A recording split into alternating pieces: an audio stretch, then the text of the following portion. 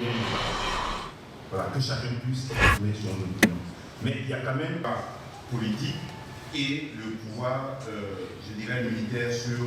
Le coup d'État du mouvement patriotique pour la sauvegarde et la restauration MPSR est intervenu dans un contexte national marqué essentiellement par une crise sécuritaire sans précédent du fait du terrorisme.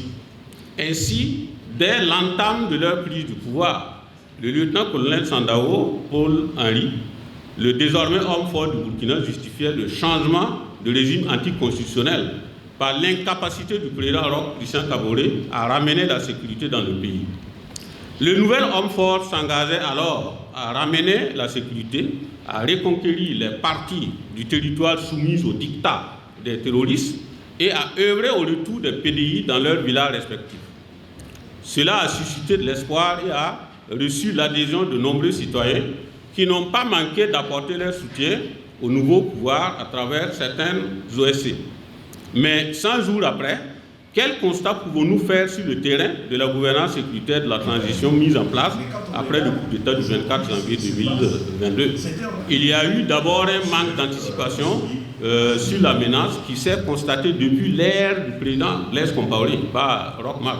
C'est depuis l'ère du président Blaise Compaoré qu'on a constaté une réponse molle par rapport à la menace qui se faisait déjà précise. Nous étions encore dans les rangs, donc on avait pu quand même apprécier en son temps comment la menace elle-même se manifestait du côté du Mali et du côté du Niger. Mais à notre niveau, bon, la question n'était pas à l'ordre du jour. On a toujours fait croire que la lutte contre le terrorisme est une lutte de longue haleine. Et cela a eu un impact sur notre stratégie. Parce que si vous vous dites que c'est une lutte de longue haleine, vous allez essayer de trouver les voies et moyens sur la durée. Or, c'est cela la stratégie de l'ennemi qui a le temps avec lui. Par contre, si vous vous mettez dans une posture de l'immédiat, vous trouverez des solutions pour cela. Ainsi, faute de réponse adéquate, la crise sécuritaire s'est accentuée d'année en année, atteignant son point culminant avec le massacre des populations et des orpailleurs de Solhan dans la province du Yahar, à 15 km environ de Seba.